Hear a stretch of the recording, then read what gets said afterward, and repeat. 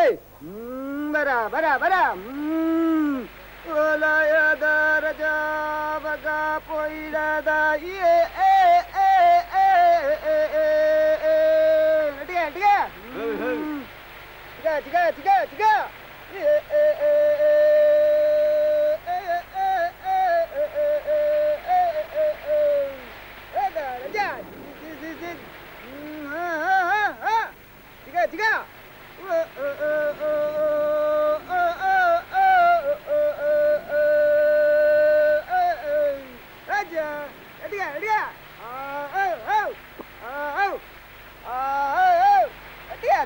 ಸಾರಿ ಕಾಣೋದಿಲ್ಲ ಅದಕ್ಕೆ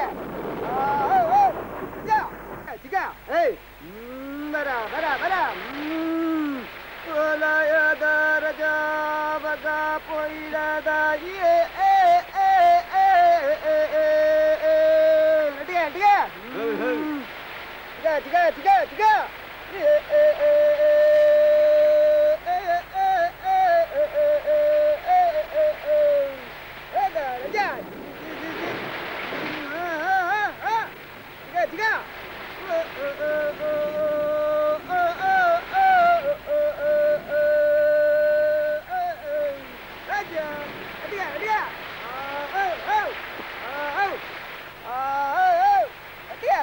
ಸಾರಿ ಕಾಣೋದಿಲ್ಲ ಅದಕ್ಕೆ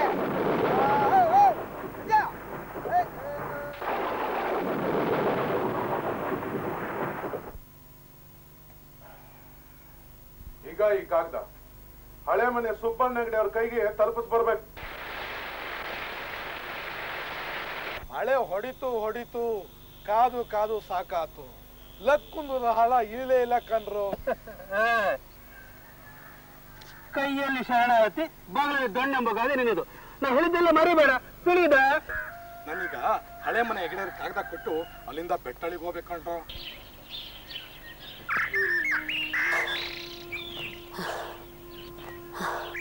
ಯಾರೋ ಹೆಗ್ಗುಡ್ತೀರು ಇಷ್ಟು ಹೊತ್ತಾರೆ ನೆಂಟ್ರು ಮನೆಗೆ ಹೊರಟಾರಲ್ಲಪ್ಪ. ಹುಲಿಕಲ್ ನೆತ್ತಿ ಕಾಡ್ ದಾಟೋದು ಹ್ಯಾಂಗಪ್ಪ ಅಂತ ಇದ್ದೆ. ನಮ್ಮನ್ನ ಆ ಕೋಣೂರವರೆಗೂ ಸ್ವಲ್ಪ ಮುಟ್ಸೋಗ್ತೀಯನೋ ಗೊತ್ತಿ. ಅಯ್ಯೋ ಹೆಣ್ಣು ಕೊಡೋರ್ಗೇನು ಬರಗಾಲ. ಕೈ ತುಂಬಾ ತೆರ ಕೊಟ್ರೆ ತಮ್ಮಯ್ಯ ಅಂತ ಕೊಡ್ತಾರೆ. ಅವರು ಇವರು ಅಂತ ದೂರ ಯಾಕೆ ಹೋಗ್ಬೇಕು? ಒಳ್ಳೆ ಹೆಣ್ಣನ್ನು ವಿಚಾರಿಸ್ತಾರೆ ಅಂತ ವರ್ತಮಾನ ಬಾಯಿ ಮುಟ್ಟಿದ ಹಂದಿನ ಆಯಾರ ಕೊಟ್ರೆ ಕೈಯ ಒಪ್ಪಾಕಿಲ್ಲ. ಕಡಿ ಪಕ್ಷ ₹1 ಕಡಿಮೆ ಮಾಡ್ಕೊಂಡ್ರೆ ಆಗ್ಬೋದು.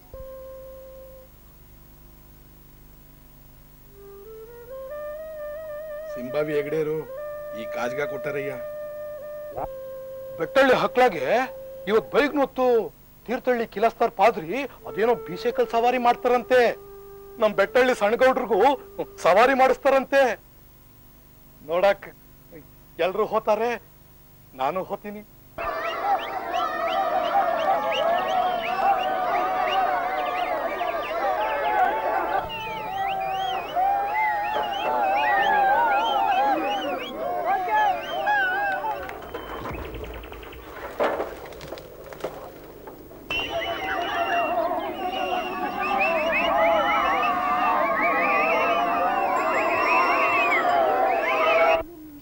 ಬರ್ನಿಲ್ಲ ಅಂತ ತಿಮ್ಮಿ ಏನೇನೋ ಕೆಟ್ಟ ಯೋಚನೆ ಮಾಡ್ತಿದ್ಲು.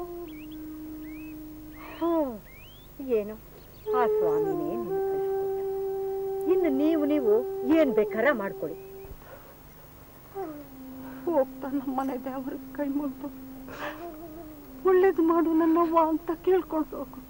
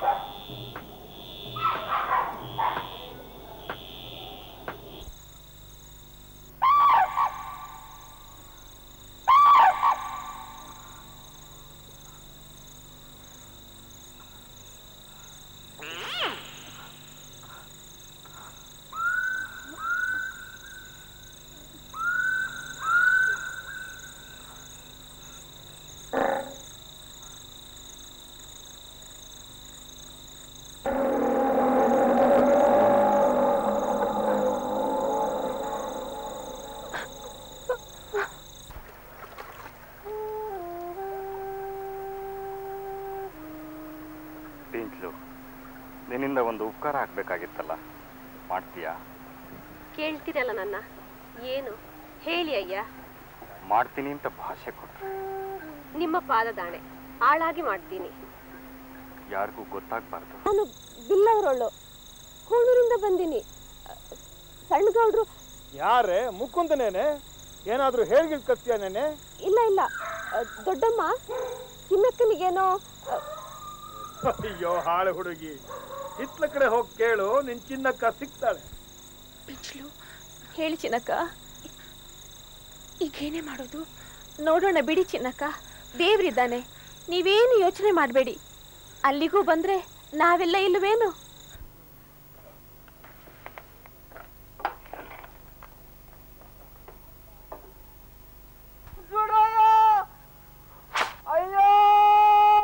ಒಡೆಯ, ನನ್ನ ಬೇಕಾದ್ರೆ ಹೊಡೆದುಕೊಳ್ಳಿ, ನನ್ನ ಗಂಡ ಮಕ್ಕಳನ್ನ ಹೊಡೆದುಕೊಂಡ್ಬೇಡಿ. ನಿಮ್ಮ ದಮ್ಮಯ್ಯ ತಿಮ್ಮಿ ಅವಳು ಮಾವನ ಮನೆಗೆ ಸಿಂಬಾವೆ ಕೇರಿಗೆ ಹೋಗ್ಯಾಳ. ನಾನು ಕರ್ಕೊಂಬತ್ತೀನಿ. ನಿಮ್ಮ ಉಪ್ಪು ಅನ್ನದ ಋಣ ತೀರಿಸ್ತೀನಿ ನನ್ನೊಡೆಯ, ತೀರಿಸ್ತೀನಿ. ಆ ಹುಡುಗಿ ಒಪ್ಕೊಂಡು ನಿನ್ ಜೊತೆ ಬಂದ್ಲಾ? ಹೌದು ನನ್ನೊಡೆಯ, ಅದು ಅದ್ರವ್ವ ಇಬ್ರು ಒಪ್ಕೊಂಡಾರೆ. ಈಗ ನೀ ಏನ್ ಮಾಡ್ಬೇಕು ಅಂದ್ರೆ ಬೆಳಗಾಗೋದ್ರೊಳಗೆ ಲಗ್ನ ಪ್ರಸ್ತ ಎಲ್ಲ ಮಾಡಿ ಮುಗಿಸ್ಬಿಡ್ಬೇಕು. ಅಯ್ಯ, ಹುಡುಗಿ ಅಪ್ಪ ಅಮ್ಮನೂ ಇಲ್ದೆ ನೆಂಟ್ರನ್ನು ಕರೆದೆ ಲಗ್ನ ಮಾಡೋದು ಹೆಂಗಯ್ಯ? ಆಲೈಸಿದೇನು ಸೇರಿಲೇನು ವಾಲ್ಗ ಸೇರಿದಂಗ ಆತದೆ? ಇದು ನನ್ನ ಮಂತನದ ಪ್ರಶ್ನೆ. ನೋಡೋಣ ಅದ್ ಯಾರು ಬರ್ತಾರೆ ಅಂತ.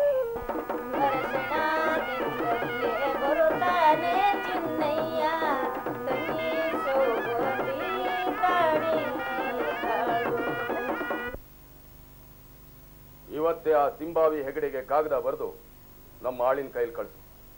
ನಮ್ಮ ಹೆಣ್ಣಾಳನ್ನ ನಿಮ್ಮ ಆಳು ಹಾರಿಸ್ಕೊಂಡು ಹೋಗಿದ್ದಾನೆ, ಕೂಡ್ಲೆ ಕಳಿಸ್ಕೊಡಿ ಅಂತ. ಆಯ್ತಪ್ಪಯ್ಯ. ನಾನು ನಿಮ್ಮ ಪತ್ರ ತಲುಪಿದ ಕೂಡಲೇ ವಿಚಾರಿಸಲಾಗಿ ಆ ಗಂಡು ಹೆಣ್ಣುಗಳಿಗೆ ಈಗಾಗಲೇ ಮದುವೆ ನಡೆದು ಹೋಗಿದೆ ಎಂದು ತಿಳಿಯಿತು. ಈ ಉಪಾಯಕ್ಕೂ ಬಗ್ಗದೇ ಇದ್ರೆ ದೊಡ್ಡ ಬೀರನ ಮಗಳು ತಿಮ್ಮಿನ ಎಳ್ಕೊಂಡ್ ಬಂದಾದ್ರೂ ನಮ್ಮ ಬಚ್ಚನಿಗೆ ಲಗ್ನ ಮಾಡಿಸ್ಲೇಬೇಕು. ನಾಳೆ ನೀನು ನಿನ್ನ ಮಕ್ಕಳು ಸಿಂಬಾವಿಗೆ ಹೋಗಿ ತಿಮ್ಮಿನ ಆಭರಣ ಸಹಿತ ಕರ್ಕೊಂಬನ್ನಿ. ನೆಂಟ್ರೋದಂಗೆ ಹೋಗಿ ಬರ್ಬೇಕು. ಚಿನ್ನಮ್ಮನ್ನ ಸಿಂಬಾವಿ ಹೆಗಡೆರಿಗೆ ಮದುವೆ ಮಾಡಿಕೊಟ್ರೆ ನಿಮ್ಮ ಎಲ್ಲಾ ಕಷ್ಟನೂ ಪರಿಹಾರ ಆಗ್ತದೆ. ಅದೇನೋ ನಿಜ. ಈಗಲೇ ಕಲ್ಲೂರು ಮಂಜಭಟ್ರ ಹತ್ರ ಹೋಗಿ ಒಂದು ಕಿವಿ ಮಾತಾಕಿದ್ರಾಯ್ತು. ನಮ್ಮ ಕೆಲಸ ಆದಂಗೆ. ನಾನು ಚಿನ್ನಮ್ಮನ್ನ ಮದುವೆ ಆಗ್ಲೇಬೇಕು ಅನ್ನೋದೇ ನನ್ನ ಹಠ. ಚಿನ್ನಮ್ಮ ನಾನು ಚಿಕ್ಕಂದಿಂದಲೂ ಜೊತೆಲಿ ಬೆಳೆದವಳು. ಅವಳಿಗೆ ನನ್ನ ಮೇಲೆ ಬಹಳವಾದ ಪ್ರೀತಿ ಇದೆ. ನನಗೂ ಅಷ್ಟೇ.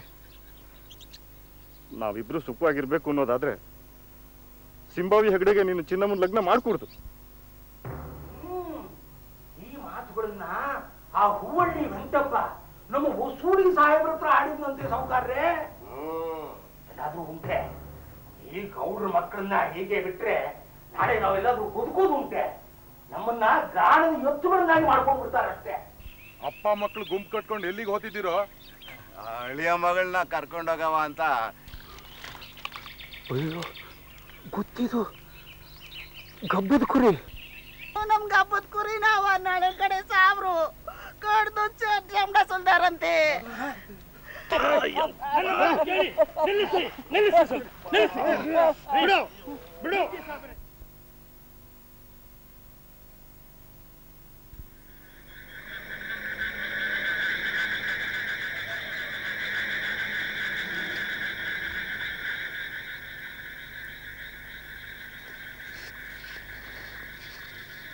ನಾಳೆ ಹೊತ್ತಾರೆ ಮುಂಚೆನೆ ಹೊರಟು ಬಿಡಿ.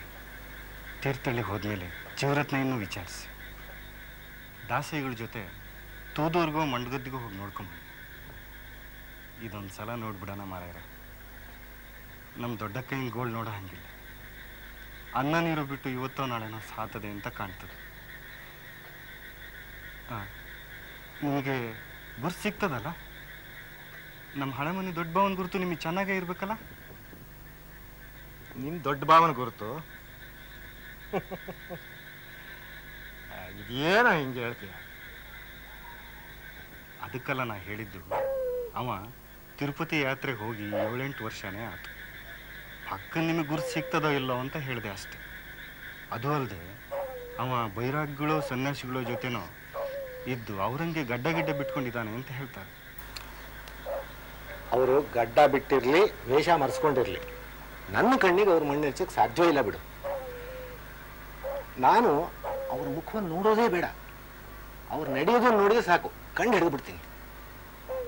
ಅವ್ರ ಯಾತ್ರೆಗೆ ಹೊರಟಾಗ ನೀನಿನ್ನೂ ಹುಡುಗ. ಎಷ್ಟೋ ಸಲ ನಾನು ಅವರು ಒಟ್ಟಿಗೆ ಶಿಕಾರಿಗೆ ಹೋಗಿದ್ದುಂಟು. ಅವರ ಹಳೆ ಮನೆಯಲ್ಲಿ ಒಂದು ಹಬ್ಬ, ಹರಿದಿನ, ಮಾಲಯ ಏನೇ ಆಗಲಿ ನಾವೆಲ್ಲ ಅಲ್ಲಿ ತಯಾರು. ದೊಡ್ಡಣ್ಣ ಹೆಗ್ಡೆಯರು ಭಾರಿ ಧೈರ್ಯಸ್ಥ ಮನುಷ್ಯ ಕಣೆಯ. ಅವತ್ತು ಅವರು ದೊಡ್ಡಣ್ಣ ಹೆಗ್ಡೆಯವರು ನುಗ್ಗಿ ಬಂದು ಹಂದಿಗೆ ಹೊಡೆದೇ ಇದ್ರೆ ಗುಂಡಲ್ಲಿ ವೆಂಕಟಣ್ಣ ಬದುಕಿ ಉಳಿತಿದ್ನ. ಅವನಿಗೆ ಸಿಗ್ಬೇಕಲ್ಲ ನಿಮ್ಗೆ ಗುರ್ತು. ನಾನೇನು ವೇಷ ಮರ್ಸ್ಕೊಂಡಿದ್ದೀನಿ ಅವನಿಗೆ ಗುರು ಸಿಗದೆ ಇರೋಕ್ಕೆ. ಗೋಸಾಯಿಗಳು ಮತ್ ಕೊಟ್ಟು ಹಿಂದಿಂದೆಲ್ಲ ಮರ್ತೇ ಹೋಗಂಗೆ ಮಾಡ್ತಾರಂತೆ. ಹಾಗಾಗಿ ಅವರೆದುರಿಗೆ ಹೆಂಡತಿ ಮಕ್ಕಳು ಹೋದ್ರೂ ಅವ್ರಿಗೆ ನೆನಪೇ ಬರೋದಿಲ್ಲಂತೆ. ನೋಡುವ, ಭಗವಂತ ಇದ್ದಾನೆ. ಅವನ ಹೆಂಡತಿ ಪುಣ್ಯ ಇದ್ದರೆ ಭಗವಂತ ಕಣ್ಬಿಟ್ಟು ನೋಡೇ ನೋಡ್ತಾನೆ. ಮದ್ದು ಹೆಚ್ಚು, ದೇವರು ಹೆಚ್ಚು, ನೋಡೇ ಬಿಡೋಣ.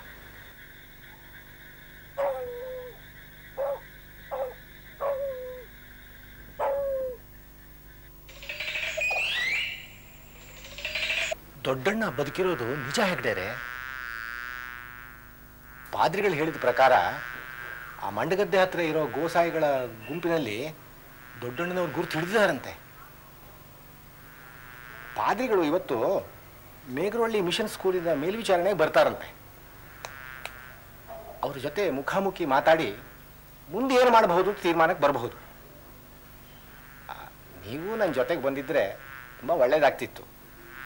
ಆದರೆ ನೀವು ಆ ಹುಲಿಕಲ್ ಗುಡ್ಡದ ನೆತ್ತಿ ಹತ್ತಿಳಿಯೋದು ಸಾಧ್ಯವೇ ಅಂತ ನನಗೆ ಅನುಮಾನ. ಆದ್ದರಿಂದ ನೀವು ಬರೋದು ಬೇಡ, ನಿಮ್ಮ ಒಪ್ಪಿಗೆ ಇದ್ರೆ ಸಾಕು. ಆ ಗುಂಪಿನ ಯಜಮಾನ ಗೋಸಾಯಿಗೆ ಇವರು ಪಾದ್ರಿ ಕಡೆಯವರು ಸ್ವಲ್ಪ ದುಡ್ಡು ಕೊಟ್ಟು ಹೊಲಿಸ್ಕೊಳ್ಬೇಕಾಯ್ತಂತೆ. ಅಲ್ಲದೆ ತೀರ್ಥಹಳ್ಳಿಯ ಜಮೇದಾರರು, ಅಮಲ್ದಾರರು, ಪೊಲೀಸ್ನವರು, ಡಾಕ್ಟ್ರು ಅವರೆಲ್ಲ ಬಹಳ ಮೆಹನತ್ ಮಾಡಿದಾರಂತೆ. ಅವರಿಗೂ ಸ್ವಲ್ಪ ಕೊಡಬೇಕಾಗಬಹುದು.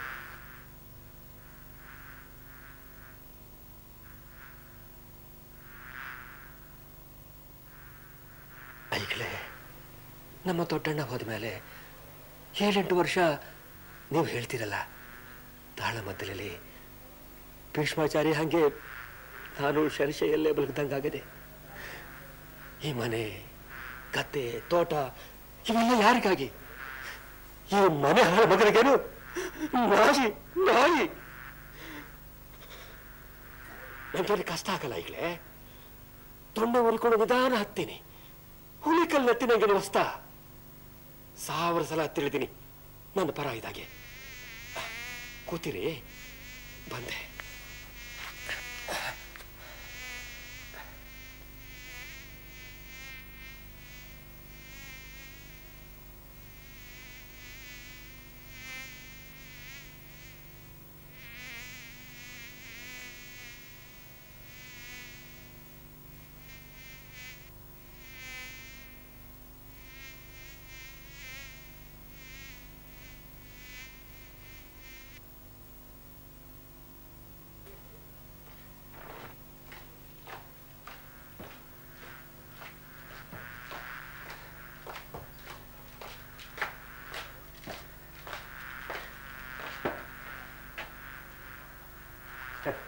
ಬನ್ನಿ ಈಗಲೇ, ಹುಲಿಕಲ್ ನೆತ್ತಿ ಎಷ್ಟು ಎತ್ತರ ಅದೇ ನೋಡೋಣ.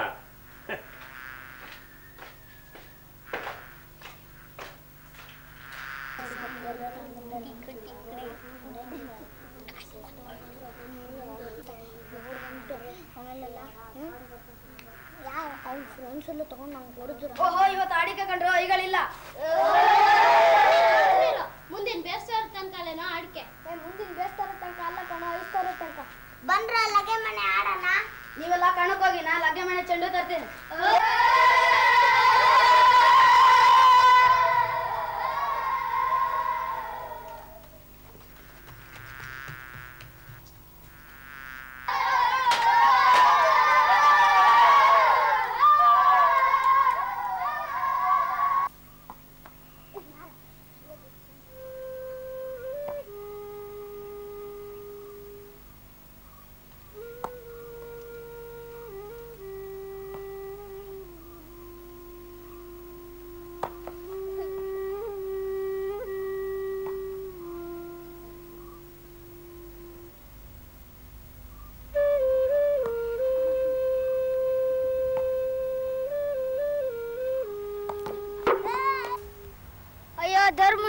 ಕರಿಯೋ. ಎಲ್ಲೋ ಹೊರಗಡೆ ಹೋಗಿರ್ಬೇಕು, ಬರ್ತಾನೆ. ನಿನ್ನೆ ಹೊಟ್ಟೆ ನೋವು ಅಂತಿದ್ದ. ಹೊಟ್ಟೆ ನೋವು ಗಿಟ್ಟೆ ನೋವು ಏನಿಲ್ಲ ಕಣೋ, ಅದು ಬರೀ ನೆವ. ಮತ್ತೆ ಅವನ ಅಪ್ಪ ಇನ್ ನೆನ್ಪಾತು ಅಂತ ಕಾಣ್ತದೆ. ಹೌದು ಕಣ್ರೋ. ಮತ್ತೆ ಮತ್ತೆ ನಾ ಹೇಳ್ತೀನಿ ಕೇಳ್ರೋ. ಅದೇನ್ ಹೇಳ್ತಿ ಹೇಳೋ. ಅವತ್ತಿನ ದಿನ ನಾನು ಬಾಯ್ ತಪ್ಪಿ ಹಳೆ ಮನೆ ಅತ್ತೆಮ್ಮನ ಹುಚ್ಚೆ ಗುಡ್ತಿ ಅಂದ್ಬಿಟ್ಟೆ. ಧರ್ಮು ಹಿಂದ್ಗಡೆ ಇದ್ದಿದ್ ಮರ್ತೇ ಹೋಯ್ತು ಕಣೋ. ಎಂತ ಕೆಲ್ಸ ಆತು ಅಂತೀಯ. ಧರ್ಮು ಬಿಕ್ಕಿ ಬಿಕ್ಕಿ ಹತ್ಬಿಟ್ಟ. ನಾನು ದಮ್ಮಯ್ಯ ತಪ್ಪಾಯ್ತು, ಇನ್ಮೇಲೆ ಹೇಳೋದಿಲ್ಲ ಅಂದ್ಬಿಟ್ಟೆ. ಹಂಗಂದ್ಮೇಲೆ ಧರ್ಮು ಸಮಾಧಾನಕ್ಕೆ ಬಂದ್ರೋ ಧರ್ಮ ನೋಡ್ಕೊಂಡು ಧರ್ಮ ನೋಡ್ಕೊಂಡು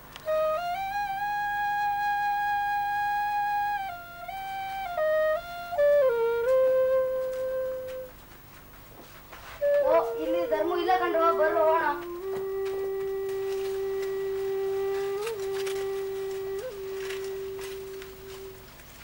ಧರ್ಮ ಇಲ್ಲೂ ಇಲ್ಲ ಕಂಡ್ರು, ಬನ್ನಿ ಆ ಕಡೆ ಹೋಣ.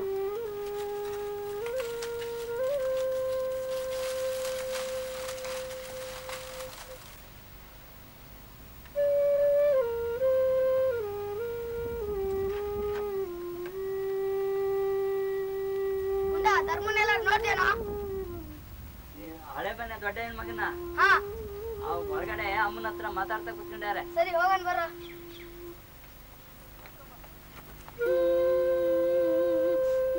ಅಳ್ಬೇಡಪ್ಪ ಧರ್ಮ, ಸಮಾಧಾನ ಮಾಡ್ಕೊ.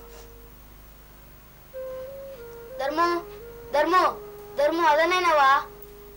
ಇಲ್ಲೇ ಅದಾನೆ, ಬಾರೋ. ಕಾಲ್ ತೊಳೆದು ಒಳಗ್ ಬರ್ಬೇಡ ಅಂದಿದ್ದಲ್ಲವ, ನಾನೀಗ ಕಣ್ದಿಂದ ಆಟ ಆಡ್ ಬಂದೀನಿ ಧರ್ಮನ್ ಕರ್ಕೊಂಡು ಹೋಗಕ್ಕೆ. ಬಾರೋ ಧರ್ಮ, ಲಗ್ಗೆ ಮನೆ ಆಟಕ್ಕೆ. ಹೋಗಪ್ಪ ಧರ್ಮ, ಆಟಕ್ಕೆ ಕರಿತಾನಲ್ಲ, ಹೋಗೋ. ಅಳ್ಬೇಡ. ನಿಮ್ಮ ಅವನ್ ನೋಡಕ್ಕೆ ಮಧ್ಯಾಹ್ನ ಊಟ ಮಾಡಿ ಹೋದ್ರಾತು. ಹೇಳ್ತೀನಿ, ನಾನು ಹೇಳ್ತೀನಿ. ಹಳೆ ಮನ್ ತನಕ ನೀನ್ ಬಿಟ್ಟು ಬರ್ತಾನೆ. ಹೋಗು, ಅಳ್ಬೇಡ. ಬಾರೋ ಧರ್ಮ.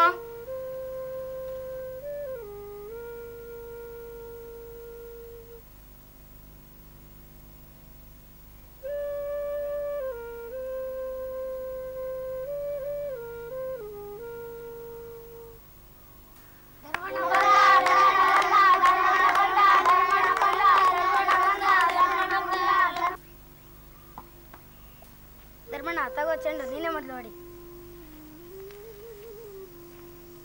ಈ ಸತಿ ಲಗ್ಗೆ ಮನೆಗೆ ಗುರಿಟ್ ಹೊಡೆದೇ ಹೊಡಿತೀನಿ. ಲಗ್ಗೆ ಮನೆ ಬಿದ್ರೆ ಅಪ್ಪಯ್ಯ ಬಂದೇ ಬರ್ತಾನೆ. ಧರ್ಮಣ್ಣ ಹೊಡ್ದ, ಧರ್ಮಣ್ಣ ಹೊಡ್ದ, ಧರ್ಮಣ್ಣ ಹೊಡ್ದ, ಧರ್ಮಣ್ಣ ಹೊಡ್ದ, ಧರ್ಮಣ್ಣ ಹೊಡ್ದ, ಧರ್ಮಣ್ಣ ಹೊಡ್ದ, ಧರ್ಮಣ್ಣ ಹೊಡ್ದ, ಹೊಡ್ದ, ಧರ್ಮಣ್ಣ ಹೊಡ್ದ, ಧರ್ಮಣ್ಣ ಹೊಡ್ದ, ಧರ್ಮಣ್ಣ ಹೊಡ್ದ, ಧರ್ಮಣ್ಣ ಹೊಡ್ದ. ಐಗಳೇ ನೋಡಿ, ನಿಮ್ಗೆ ಗೊತ್ತಲ್ಲ, ಅದೇ ಮಟ್ಟಿನಲ್ಲೇ ನಾನು ದುಗ್ಗಣ್ಣ ಹುಡುಗರಾಗಿದ್ದಾಗ ನಮ್ಮ ದುಗ್ಗಣ್ಣ ನಿಮ್ಗೆ ಗೊತ್ತಲ್ಲ, ನನ್ನ ಅಣ್ಣ, ನಮ್ಮ ಶಂಕರನ ಅಪ್ಪ. ಅವ ಸತ್ತು 15-20 ವರ್ಷ ಆಯ್ತು ನೋಡಿ. ಅದೇ ಮಟ್ಟಿನಲ್ಲಿ ಒಂದು ಕಾಡು ಕೋಳಿ ಹಾಟೆ ಮೊಟ್ಟೆ ಇಟ್ಟಿತ್ತು. 7-8 ಮೊಟ್ಟೆ ಮರಿಯಾದಾಗ ನಾನು ದುಗ್ಗಣ್ಣ ಹುಡುಗಾಟ ನೋಡಿ ಹಿಡಿದೇ ಬಿಟ್ಟು. ಪಾಪ ಹಾಟೆ ಅತ್ಲಾಗೆ ಹೋಗೋಕೆ ಕೇಳಲ್ಲ, ಇತ್ಲಾಗೆ ಬರೋಕೆ ಕೇಳಲ್ಲ. ಜೀವ ಭಯ ಮರಿ ಹಿಡ್ಕೊಂಡು ಹೋಗ್ತಿದ್ದ ನಮ್ಮ ಬೆನ್ನ ಹಿಂದನೆ ಬರೋಕೆ ಶುರು ಮಾಡ್ತು. ನಮ್ಮ ದುಗ್ಗಣ್ಣ ನಿಮಗೆ ಗೊತ್ತಲ್ಲ, ಅವ ಬಿಲ್ಲು ಹೊಡೆಯೋದ್ರಲ್ಲ ಮಹಾ ಗಟ್ಟಿಗ. ದೊಡ್ಡ ಬಿದಿರು ಬಿಲ್ಲು ಹೊಡೆದೇ ಬಿಟ್ಟ. ಎದೆಗೆ ಕಲ್ಲು ಬಿದ್ದು ಹೊಡೆದಕ್ಕೆ ಕ್ಯಾಟೆ ಕೈ ಕಾಲಂದದ್ದು ಸತ್ತು ಬಿತ್ತು.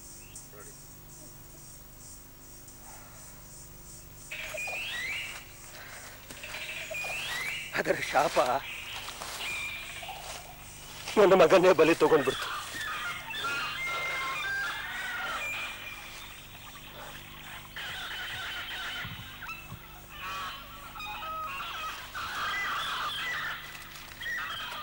ಕರ್ಮ